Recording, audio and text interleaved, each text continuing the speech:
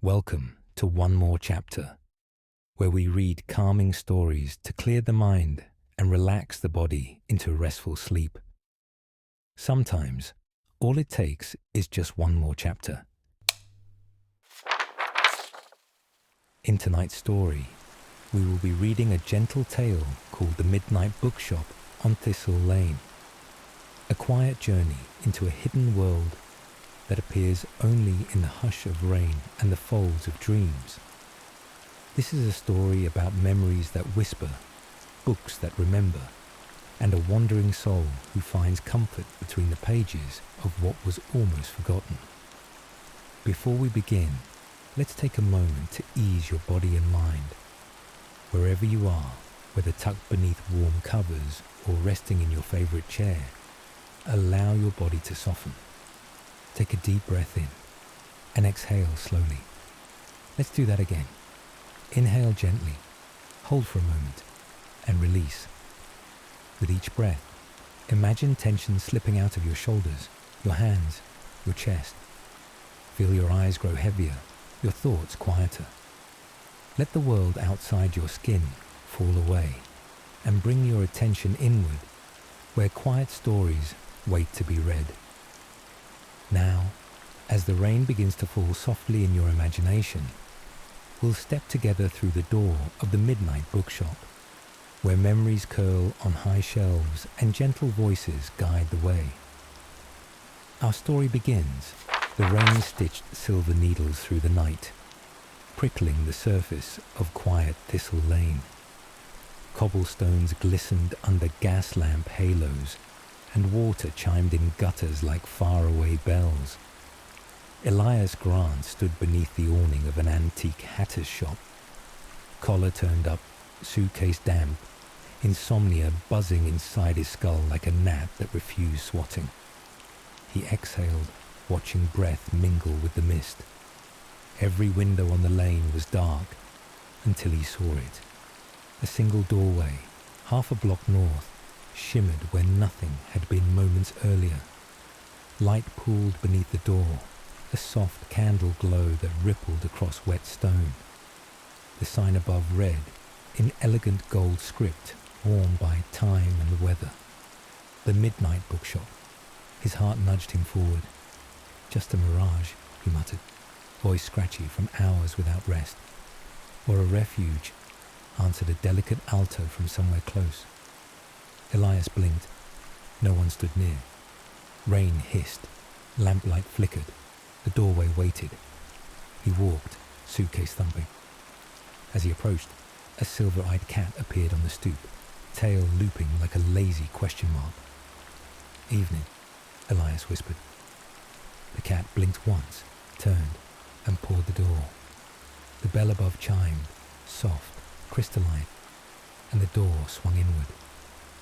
Warm light spilled out, carrying scents of cedar shelves, parchment and lavender oil.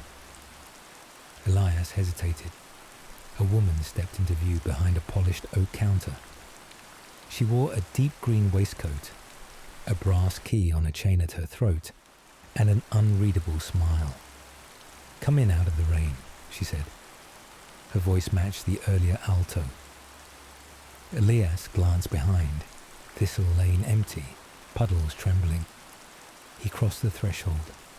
The bell gave one lingering note as the door settled. Immediately, silence blanketed him, thick and comforting. Shelves soared impossibly high, lined with books in hues the spectrum had forgotten. Ladders glided along iron rails of their own volition, as though moved by invisible patrons. "I'm Iris Thorne," the woman said, "keeper of this place."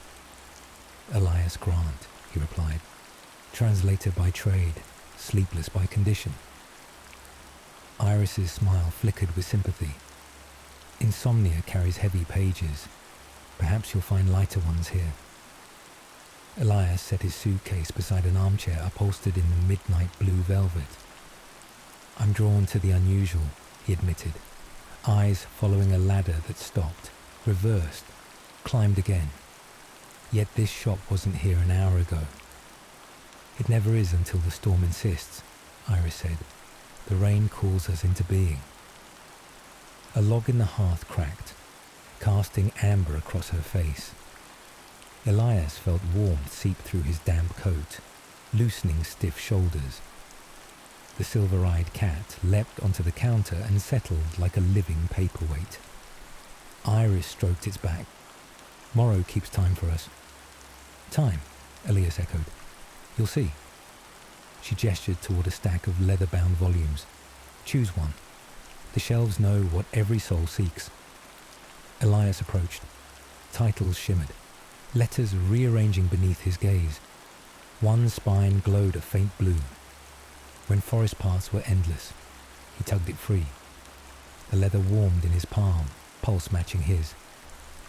Surprise flickered across Iris's eyes. The book recognizes you, she murmured. Elias opened to the first page. Scent of pine needles and distant summer rose like steam. Words blurred, and instead he saw a memory. Himself at 10, wandering a morning forest, dew on sneakers, sunlight mottling ferns. The vision felt crisp, tactile. He snapped the book shut, heart hammered. What trick is this? No trick, Iris said softly. Memories preserve themselves. The shop curates them. Why? Elias's voice trembled between awe and fear. To ease what burdens you. Iris stepped closer, lowering her voice as though confiding. But only if you consent. Thunder rumbled above. Shelves shivered, releasing motes of dust that spiraled like tiny constellations. Iris laid a hand atop the book in Elias's grasp. Listen to the rain, she said. It will steady you. They stood, breathing together, matching the hush between storm beats. Elias's pulse slowed. Curiosity overran caution. What happens if I read on? The memory plays, Iris answered. And when it ends, the weight you carry around it lessens. The shop asks nothing, takes nothing, unless you wish to offer a different memory in return. A trade, he said. She nodded. A gentle barter. Elias opened the book once more. The forest unfolded. This time he did not flinch. He felt morning sun, heard bird calls weaving with distant thunder, smelled wet bark. In the vision, he knelt beside a brook where minnows darted. Memory Elias plucked a smooth stone and slipped it into his pocket. Simple, small, but the act warmed him. He'd forgotten that stone, lost across years. The scene faded. Elias stood again in the bookshop, tears bright on lashes, though he hadn't felt them fall. Iris offered a linen handkerchief. He dabbed his eyes. I'd almost lost that morning. Now it's printed fresh, Iris said. Do I keep the book? It remains here. You may return to the chapter any time the rain permits. Elias's shoulders sagged, lighter. He breathed a tremulous laugh. That alone might grant me sleep. Morrow chirped, tail flicking. Iris glanced at a clock Elias had not noticed. An ornate lantern with numbers floating like fireflies inside glass. The minute hand moved not in ticks, but in drifting luminescence. Midnight tilts toward 1, she said. The shop will hold another hour. Elias stroked the book's cover. May I browse further? Of course, but remember, shelves listen. They'll place before you what you need, not always what you desire. He ventured deeper. Ladders rolled aside, aisles opening like polite ushers. Books whispered as he passed, pages fluttering, releasing scents of ocean brine, attic dust, orchard blossoms. His insomnia, once a tight drum in his skull, now pulsed softer, almost musical. He paused at a display table where a single volume lay. Lanterns of Forgotten Roads. The cover showed a traveller beneath starlight, raising a glowing lantern. He reached, but the book slid just beyond fingertips. A test, Iris called from the counter. Elias laughed under his breath. Challenge accepted. He circled the table. The book mirrored his movement. Morrow bounded onto the table, tapping the volume with a paw as if pinning it. Elias seized the moment, picking it up. The leather tingled, words rearranging. Lanterns of Elias's path. I suppose it chose me, he said. Iris joined him. Some memories require courage. Elias inhaled slow. Show me. He opened the book. Vision poured out. Himself 5 years ago, standing beneath hospital fluorescents, phone in hand, news of his mentor's passing echoing through marrow. Regret flared, unsent letters, unanswered calls. Tears threatened, but the vision's softened edges muting the sharpness. Thunder grew distant. Rain eased to a hush. The lantern clock's glow paled. Elias closed the book, exhaling. Chest lighter, regret tucked into a place less raw. He eyed Iris. What do I give in return? She gestured to an empty shelf nearby. Only if you wish. Rain's final patter sounded against the rooftop. The shop lighting dimmed, colours paling as though dawn tugged them away. Iris's silhouette blurred like watercolour in wash. Come again when storms return, she said. Elias nodded, suitcase in hand. Morrow wound around his ankles, then vanished between stacks. He approached the exit. The door opened to thinning drizzle, grey sky paling. He looked back once, shelves stretched into haze, Iris a figure of ink dissolving in water. Until next rain, he whispered. Outside, cobblestone steamed. He stepped onto Thistle Lane. Behind him, a bell chimed. When he turned, the shopfront was brick wall, sign gone, only rain spots drying. He felt inside coat pocket. His hand closed on a smooth stone, the very one from childhood. He smiled, insomnia lulled by wonder. The sky beyond the windows, though hidden, seemed to broadcast its shifting moods through the shop's walls. Every change in barometric pressure translated into subtle alterations of scent and colour. As Elias lingered near a bay window that should have faced brick, he discovered instead a mural-panelled vista of a nocturnal garden. Moonflowers opened in real time, ivory petals reflecting phantom moonlight. The illusion felt so tangible he half expected damp grass underfoot. A lean man in a charcoal coat materialized beside him, inspecting a pocket watch whose glass face displayed not numbers but swirling ink. Evening, the man said, voice as thin as parchment. Elias nodded. Do you work here? Merely a visitor like you, the man answered, though my visits occur outside normal chronology. I'm Hartley. He offered a gloved hand, which Elias shook. Elias, he replied, curiosity piqued. You travel through time? Hartley smiled. I travel through stories, which amounts to the same. Iris approached, greeting Hartley with a bow deeper than politeness required, as though he were older than planets. The chronicle shelf is ready, sir. Hartley tipped his hat and vanished between stacks, the faint resonance of tick-tock following him. Does the shop welcome everyone? Elias asked. Everyone who listens to rain, Iris replied, though some arrive from centuries past or yet to arrive. The shop aligns itself with need, not KAA ladder rolled toward them unbidden, its rungs gleaming like polished bone. Inscribed on the side rail in copper plate was a phrase, climb to memory's roof. Morrow leaped onto the third rung, gaze fixed upward. Is it safe? Elias asked. Safer than sleepless regret, Iris said, smile wry. Compelled, Elias climbed. The ladder began to glide, wheels whispering along floorboards before lifting entirely, floating through open space. Shelves parted like curtains, revealing narrow catwalks lined with glowing jars labelled with single verbs. Remember, forgive, dream, wander.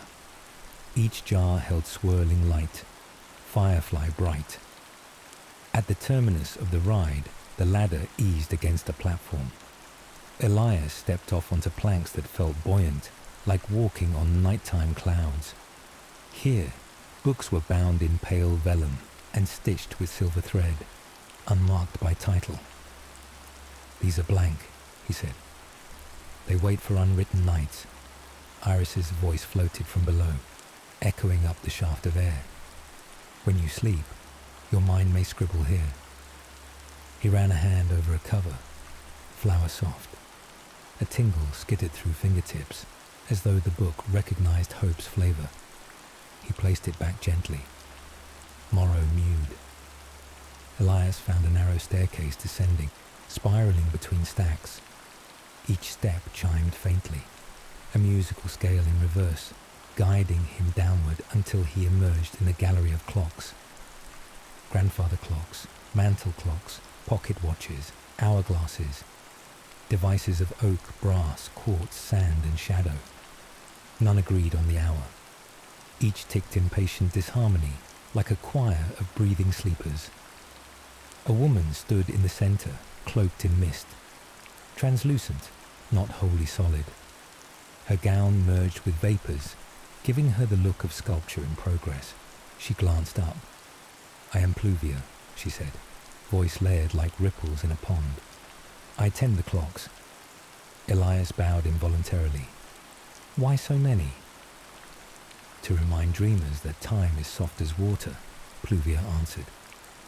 She held an hourglass containing not sand but drifting rain droplets, suspended in perpetual fall. Sleep bends rivers of minutes into lakes of silence. Elias felt peace seep deeper into muscle, as though subtle anesthesia worked from within. "I thought time my enemy," he confessed. "Hours stolen by restlessness." Pluvia upended the hourglass. Droplets reversed, rising like gleaming beads into the upper chamber. "Here, hours return to you." She offered the glass. Elias touched it. Droplets stilled, hovering mid-air, neither falling nor rising. Breath slowed. "Can I keep this?" he asked. "It is yours whenever you dream," Pluvia said. "Outside waking, you may pour it over your thoughts." Morrow brushed against Pluvia's feet, scattering mist that reformed gradually. "Listen," Pluvia whispered. Elias closed eyes. Within the labyrinth of clocks, he heard layers. Ticking, rainfall, heartbeat, and beneath them all, a faint chanting. Countless restful breaths drawn by other sleepers around the world. The sound curled around him like a quilt. When he opened eyes, Pluvia had drifted away, dissolving into fine rain that merged with stone floor, leaving only the hourglass cradled in his palms. He set it on a pedestal shaped like a cupped hand. Iris appeared. "She favors you," she noted. "Why?" "Your insomnia hums at a frequency she can tune. Not all resist her lull." Elias smiled ruefully. "I crave surrender." Iris gestured toward a nearby alcove where a quill floated above parchment, writing by itself. He read the line forming. When the reader closes the book, the story sleeps yet lingers within dream. A second line followed. "Let no waking hour strip the velvet from night." The quill paused, as if inviting commentary. Elias whispered, "Beautiful." The quill underlined the word, "satisfied." "Who authors these lines?" Elias asked. "The shop," Iris said, "sometimes guided by patrons' thoughts. Your praise fed its ink." He looked around, aware now that the building itself breathed and listened. The realization felt protective, not invasive. A door Elias hadn't noticed creaked open, revealing a courtyard where rain fell but never landed, droplets reversing just before touching flagstones. In the center stood a fountain of stacked books, water cascading yet preserving the pages. At the fountain's base lay bookmarks of silk in myriad colors. Iris lifted a teal ribbon. "Take one." Place it between life and worry when you leave. It will keep your page in peace. Elias chose a violet ribbon slick with mist. Thank you. They returned through an aisle perfumed by bergamot and ink. Elias's mind, once darting between anxieties, now glided like a barge on a slow river. He paused before a mirror-panelled cabinet. Inside, reflections folded into infinity. On impulse, he opened the door. The cabinet contained only a pair of reading spectacles with lenses tinted moon silver. Try them, Iris encouraged. He placed them on his nose. The shop dimmed. Each object outlined itself with faint luminescent words floating nearby, labels of abstract qualities. Patience hovered near a chair. Courage drifted above a ladder rung. Kindness circled Morrow's tail. Perception lenses, Iris explained, for seeing the intangible. Elias removed them, heart full. I would like to return often. You will, she assured. Lantern clock chimed again, softer. Shelves began gentle rearrangement, signalling near closing. Iris guided him back toward the front. Before you depart, a gift, she said, producing a slim pamphlet titled Recipes for Quiet Nights. Inside lay handwritten instructions for subtle bedtime, rituals, sips of warm oat milk steeped with nutmeg, sequences of breaths timed to rainfall, stretches that mirrored crescent moons and gentle waves. I'll use this, Elias murmured. And when you do, you'll hear a page turn here, Iris said. At the counter, Iris presented a ledger. Sign, please. Just a name or a mark. Elias hesitated, then drew a simple leaf symbol, remembrance of his childhood forest stone. Ink shimmered green. Welcome, patron leaf, Iris said, eyes twinkling. Morrow tapped bell with paw. The door unlatched. Fresh morning air reached inside, smelling of wet earth and distant bakeries igniting ovens. Elias lingered. I worry this will fade like a dream. It will fade like a dream, Iris agreed. But dreams leave dew that nourishes day. He stepped onto the stoop. Rain had stopped entirely. Clouds parted to reveal pearl grey dawn. He inhaled, lungs expanding without hitch. When he looked back, Iris stood framed by golden light. She raised the key pendant. It flickered, and the shop dissolved into a shimmer of dust. Only cobblestone and a faint scent of lavender remained. Elias felt the slip of cafe stationery in pocket, stone in the other, pamphlet tucked inside coat. He started down Thistle Lane. Birds began tentative chorus, their notes like gentle exclamation marks at the end of a lullaby. Half a block away he stopped, turning one last time. A puddle mirrored pale sky, and in it he thought he saw shelves reflecting briefly, candles blooming like stars before the water rippled and the vision vanished. He smiled. Deprivation of sleep could twist perception, yet wonder required no proof. He walked on, suitcase light, rode home short. Each step clicked a syllable in a long, patient sentence he would soon write. Behind him, unseen by waking eyes, the midnight bookshop awaited the next rainfall, pages rustling, memories rehearsing their gentle spells. Elias reached his apartment building, an ivy-clad walk-up that usually felt cramped. But this dawn, it greeted him like a well-read volume, edges soft from familiarity. Inside, he set suitcase by the door and poured water for tea, while kettle hissed in sleepy counterpoint to distant gull cries rising with daylight. He opened the pamphlet's first page. Heat oat milk until steam curls like morning mist, the recipe instructed. Stir in a whisper of nutmeg, a crumb of honey, and one slow memory you wish to sweeten. He complied, imagining the forest brook and the smooth stone now resting on his studio desk. Steam haloed the mug. Aroma coaxed a satisfied sigh. Next instruction. Sip deliberately. Between sips, breathe as though the rain still drums above your roof, steady and protected. He carried the mug to his small balcony. City roofs sparkled with leftover rain. He counted breaths, each exhale tracing invisible lines into air. Tension fled along those lines, melting into soft sky. In that ease, a story outline surfaced unbidden. Characters, setting, a conflict gentle yet compelling. He retrieved notebook and pen. For the first time in years, blank pages welcomed ideas instead of mocking silence. Pen scratched, ink flowing like the fountain in shop's courtyard. Hours slipped, gentle, until sunlight warmed his shoulders. Fatigue finally beckoned, not the jittered exhaustion of insomniac nights, but a velvety heaviness along limbs. He tidied mug, closed notebook, drew curtains halfway. The bed looked inviting rather than accusatory. He lay down, pamphlet resting on chest like a friendly weight. He followed one more instruction. Before closing eyes, imagine a lamp at bedside glowing bookshop amber. When its light clicks off, you will dream safe. He conjured the lamp. The imagined click resonated through bones. Eyelids closed. Breath deepened. Somewhere in the distance, he thought he heard the bookshop bell, but it might have been a memory blooming. Sleep took him gently, as rainwater takes to earth.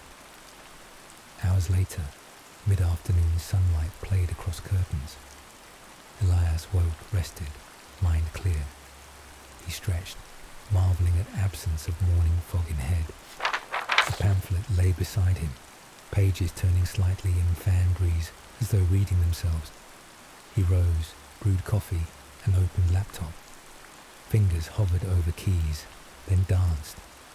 Words poured, first paragraphs of his own novel, untitled yet vibrant. Scenes blossomed, dialogue authentic, pace unhurried. He wrote until hunger intruded, and hunger felt welcome. A heartbeat of living rather than symptom of sleeplessness. As twilight approached, clouds gathered on the horizon, bruised purple and pewter. Wind carried faint petrichor. Elias stepped onto balcony, heart skipping with recognition. Could the shop return so soon? He smiled. Whether tonight, next week, or a year hence, the doorway would appear when rain and need aligned. Until then, stories waited within him. He glanced at the smooth stone on desk, next to cafe stationery now filled with provisional title. When forest paths were endless, he laughed softly. The shop had nudged him toward the book all along. Rain began. First a hush like pages turning below distant floorboards, then firmer. Drops hit balcony railing. Each tap echoed memory of bell chime. Elias felt no urge to run outside. Tonight he would write, sip tea, maybe sleep early. The shop would understand. Lightning flashed, revealing a reflection in window glass. Shelves stretching behind him, iris waving, morrow tail swishing. He blinked. Reflection was only room's interior. Yet comfort lingered, tangible as lavender's faint ghost. He whispered, soon, and returned to keyboard. Words continued to appear, patiently spaced, breathing, alive. Outside, storm clouds thickened. Somewhere along Thistle Lane, a brass bell prepared to ring. Across the city, curtains fluttered in newly cooled air, and restless citizens paused to listen to the storm's lullaby. Some pressed palms to windows, sensing inexplicable calm. Others found themselves rummaging drawers for forgotten notebooks, compelled to jot stray lines of poetry. The midnight bookshop's influence seeped subtle as groundwater, nourishing creativity without name. In a high-rise office, a weary architect looked up from blueprints as rain traced Morse code on glass. He closed his eyes, envisioning archways lined with books instead of steel. In a hospital ward, a night nurse slowed her pace, humming unfamiliar melody that nonetheless soothed every patient she passed. Somewhere in a subway tunnel, a busker switched from frenetic chords to gentle arpeggios, commuters' shoulders lowering en masse. None of them knew of the shop, save perhaps in half-remembered dreams, yet rain carried its promise through gutters and alleyways, under doors, and into hearts starved for quiet space. Each droplet sang invitation: rest, remember, renew. Back in his apartment, Elias closed his laptop as clock struck midnight again. Words written satisfied him, but more important was the airy chamber now within his ribcage, echoing with possibility. He cleaned his mug, tidied desk, and lit a single candle, its flame reminiscent of the one he'd seen beyond the bookshop door. He sat in silence, candlelight flickering across walls, rain murmuring beyond the glass. From the drawer, he withdrew the violet bookmark ribbon. He laid it across notebook pages, marking the place where he'd paused. The ribbon absorbed candle glow, hue deepening like twilight sky. He traced its edge, feeling fabric pulse faintly. He imagined Iris at her counter, ledger open, noting with satisfaction that patron leaf was resting. He envisioned Morrow curled in armchair shadows, Pluvia gliding among clocks, Hartley stepping through centuries. He pictured countless blank vellum books awaiting dreams. Elias extinguished candle with gentle breath. Smoke curled upward, shaping momentary spiral like staircase of invisible pages. He whispered into the darkness, "Thank you." The room held his gratitude, then released it through cracked window, letting it ride storm winds toward Thistle Lane. Beneath sheltering clouds, the city slept lighter than usual, and those who remained awake felt no bite from sleeplessness, only a soft expectation of stories arriving when needed, born on the next rainfall the way seeds ride autumn breezes. And within that hush, somewhere beyond ordinary sight, a bell chimed once, answering the heartbeats of dreamers everywhere, announcing that doors after dusk were open again. In the quiet that followed, Elias let eyelids fall, pulse steady as shoreline tide. Outside, rain continued, each drop a syllable promising wonder beneath every storm. Always, rain whispered against the windows, softer now than the night before, like fingers drumming a lullaby on glass. Elias returned to Thistle Lane not by design, but by instinct. He had awoken with the scent of parchment still in his nose, and a quiet certainty that the door would be waiting. And it was. The midnight bookshop glowed behind glass that shimmered slightly, like looking through the surface of a quiet pond. The golden signs swayed as though in greeting, and Elias, umbrella forgotten at his side, stepped through. The bell chimed once, a tone not quite a sound, more a vibration through ribs and memory. Inside, the scent of lavender had shifted to something faintly spiced, cinnamon bark perhaps, or clove, and the warmth greeted him not just as temperature, but as recognition. "Welcome back," Iris said from behind the counter, her voice wrapping around the words like a shawl. Elias nodded, brushing rain from his sleeves. "I wasn't sure if you'd be here again so soon." "We arrive when the storm permits," Iris replied, "and when the soul requires." Morrow, the silver-eyed cat, leapt down from a stack of books and wound between Elias's ankles, purring like a faint motor in the otherwise hushed room. Elias followed his feet rather than his thoughts. The bookshelves swiveled, reshaping the shop's interior with silent grace, leading him not to the forest memory section he expected, but deeper toward a narrow corridor of books with no visible titles. Their spines bore impressions, some of a single leaf, others of swirling fog. or ripple patterns like wind across sand.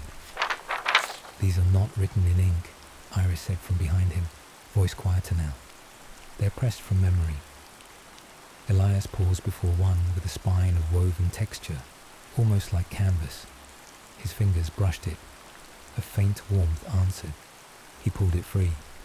No cover title, no author. Only the feeling, familiar and uneasy, of a streetlight at dusk, and the scent of chamomile tea gone cold.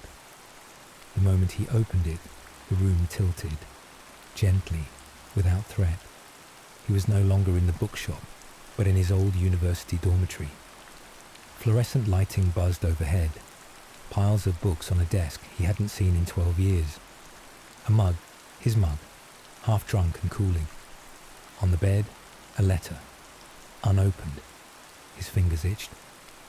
Remembered this day, the last time he could have written back to his father before the stroke. In the memory, he never opened the envelope. Too much pride, too much unspoken grief. He'd let the clock tick past the point of reconciliation. Now, in the vision shaped by the book, he reached forward. He touched the envelope, and this time he opened it. The words inside weren't recriminations but fragments. "Proud. Time flies. Your mother sends love. Don't forget to eat." When the scene receded, Elias stood in the aisle again, book trembling in hand. "Was that real?" he asked, voice low. "It was what should have happened," Iris said. "Memory doesn't just store what was. It echoes what almost was. The book gave you peace not through fact, but through possibility." Elias replaced the book. Its warmth lingered in his palm. "Does it fade?" he asked. "No," Iris said. "The body forgets faster than the soul, but you'll find the echo waiting next time sorrow rises." Morrow led him next toward a mezzanine Elias hadn't seen before. Steps folded out as he approached. Above, the air smelled faintly of ink and the sea. Waves of memory lapped at the edge of his consciousness. At the top stood a single chair and a desk with a single book.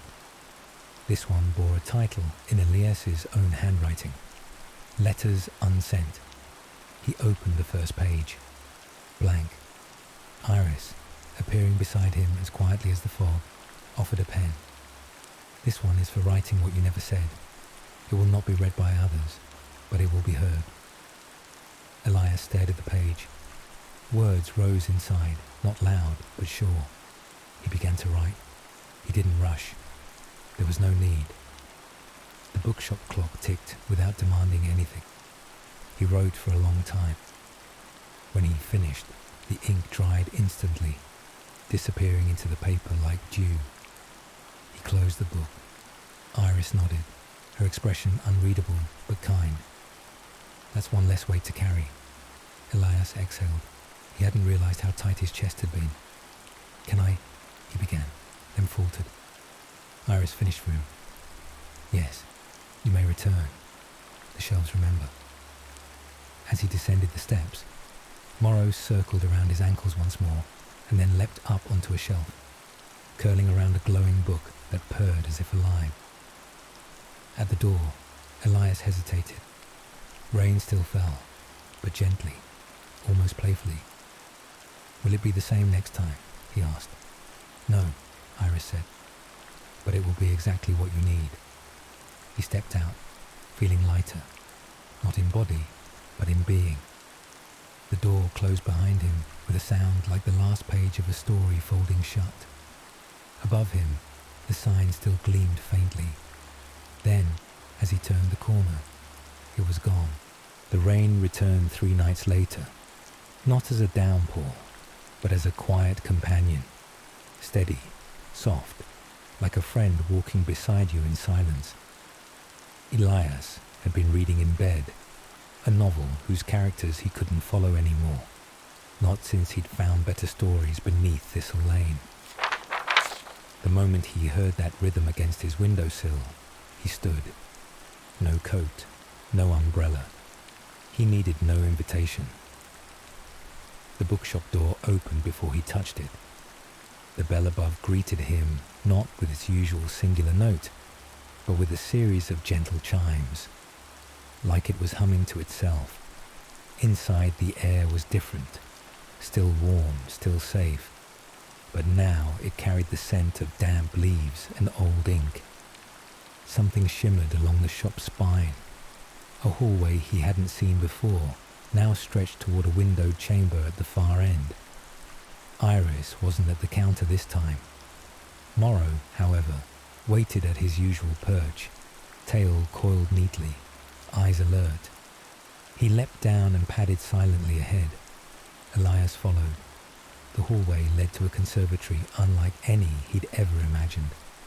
Tall windows curved upward into a glass dome, where rain danced over every pane in complex, hypnotic patterns. Beyond the glass, rooftops were soft-edged in the mist. Inside, hundreds of bookshelves circled around a massive round table made of etched stone. At the center of the table lay a large inkwell, the color of deep ocean midnight. Hovering above it were quills suspended in midair, dozens of them, trembling ever so slightly, as though waiting for breath.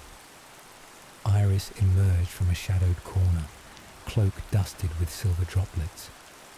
Her expression held a gentleness Elias now trusted, paired with a gravity he didn't yet understand. "This room is rarely open," she said. "It belongs to Pluvia." Elias blinked. "The rain spirit?" Iris nodded. "She comes when the ink thickens." The inkwell bubbled once, releasing a ribbon of scent, smoke, pine, something floral buried deep beneath.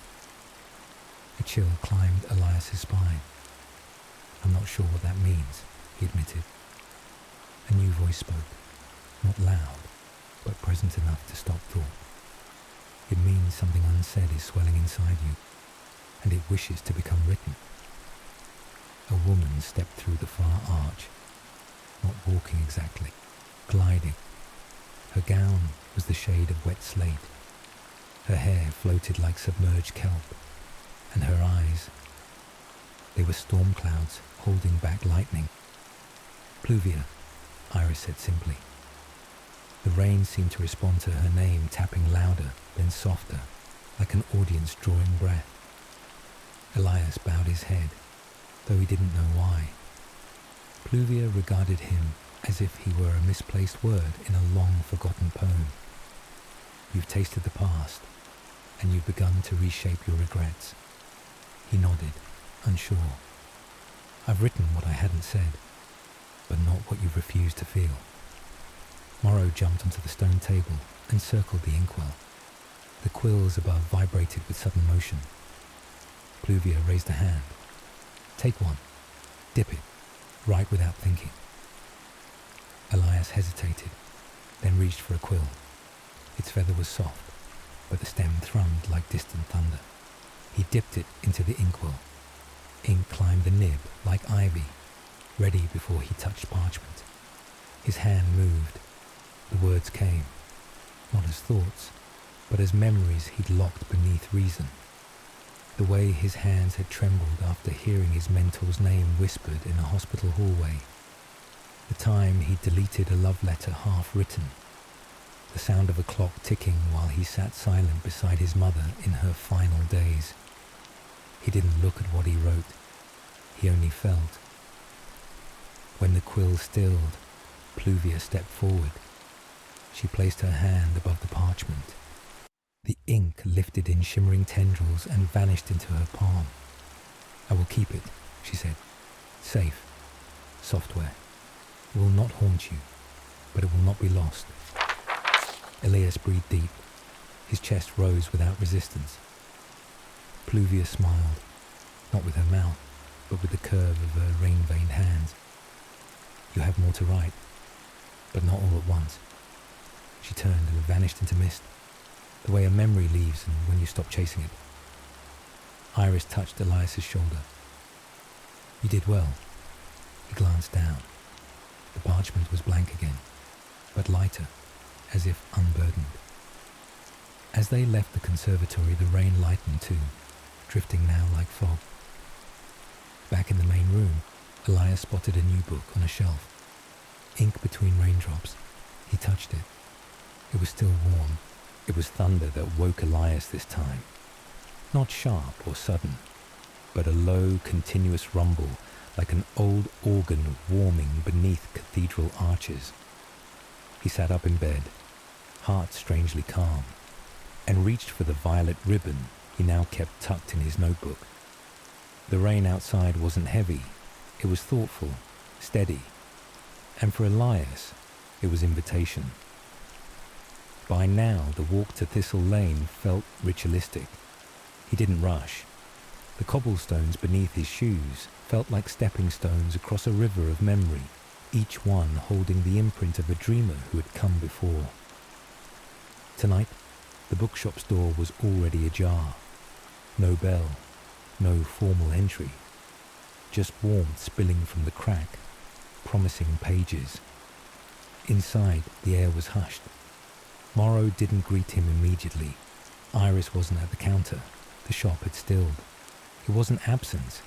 It was anticipation. Then a light flickered at the far end of the aisle. A lantern hovering mid-air. It swayed once, then glided deeper into the stacks. Elias followed. The lantern led him downward, down a spiral staircase he hadn't seen before.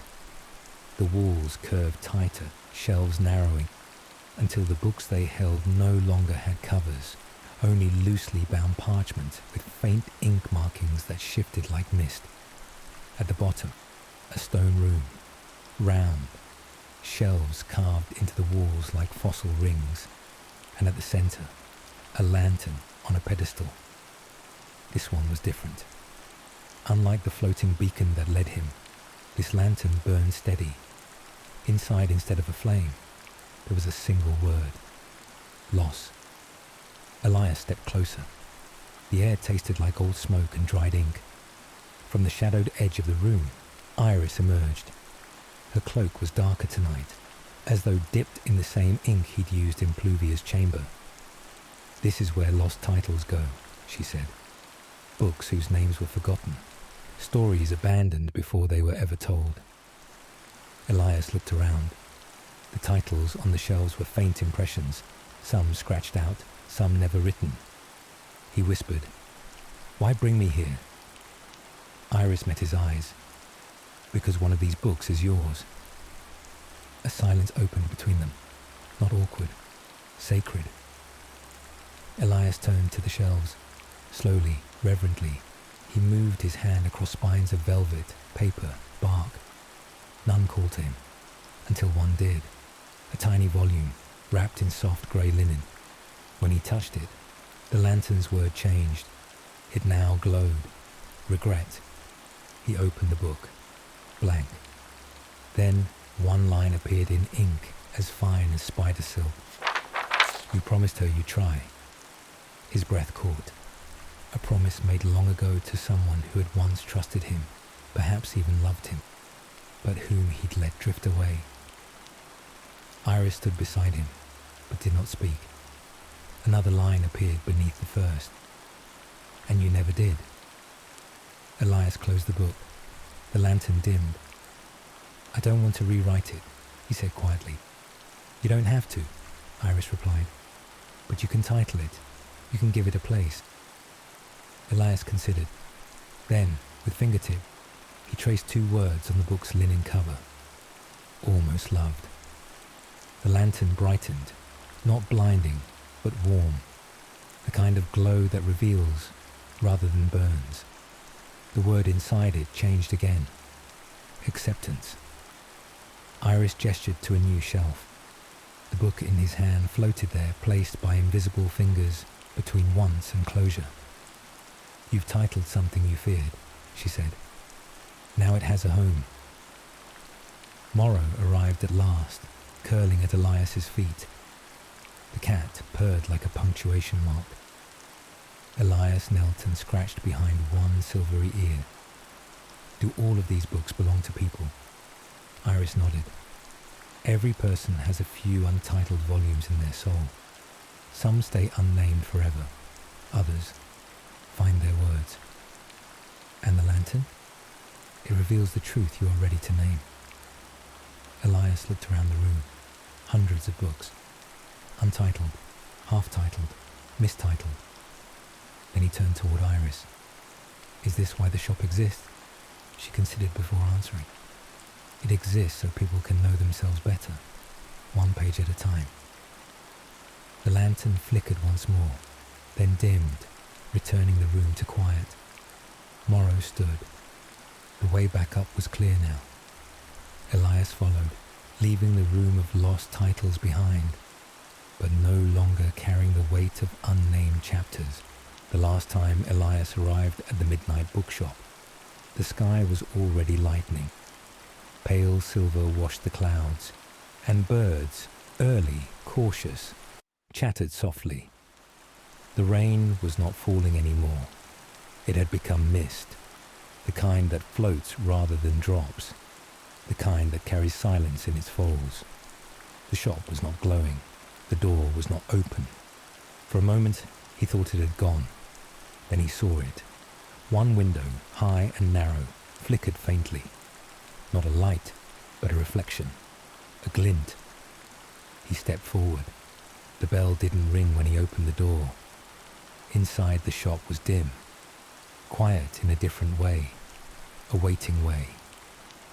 Iris was already there, standing beside the counter, hands clasped in front of her.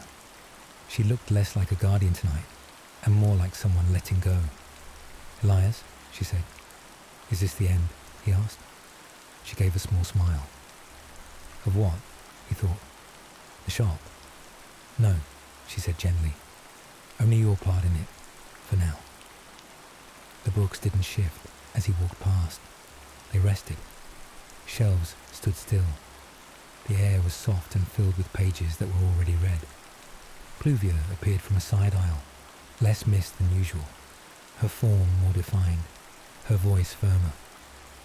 You've returned everything you borrowed, and you've named what once was hidden. Elias looked down at his hands. He half expected a book to be there, but they were empty. You still carry something, Pluvia said. I don't know what, he whispered. Morrow appeared, tail flicking, eyes bright. The cat padded toward the main window and leapt into the display ledge. There, resting on velvet, lay a single book. Its cover was dark grey, its title, in gold, Peace. Elias moved toward it. Iris nodded. That one is for you, to keep. He picked it up. The leather was cool, the corners soft. He opened it. The first page read, written by Elias Grant, remembered by the rain. Inside were fragments, not full stories, but scents, feelings, colours. Forest dew, candle smoke, the sound of his mother's humming, the warmth of the sun on the day he'd first fallen in love. The relief of a tear finally cried. He closed the book, pressed it to his chest. Thank you, he said. Iris stepped closer. When you write again, we'll know. We'll make room. Pluvia raised her hand. Until the next storm. Elias turned toward the door. It had already opened.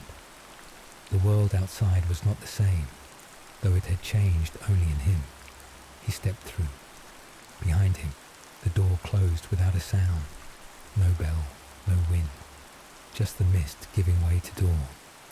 And in his coat pocket, the book, Peace, rested quietly, humming in rhythm with his breath.